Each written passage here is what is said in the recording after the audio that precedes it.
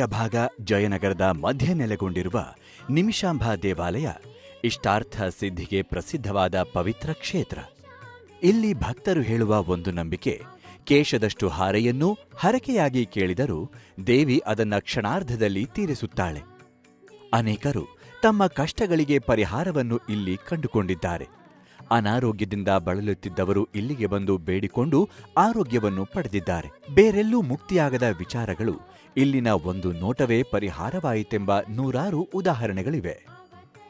ಇದು ಶ್ರದ್ಧೆಯ ಚೇತನವಾಗಿದೆ. ಇದು ನಿಮಿಷಾಂಬಾ ದೇವಿಯ ಚಮತ್ಕಾರದ ಜೀವಂತ ಸಾಕ್ಷಿ.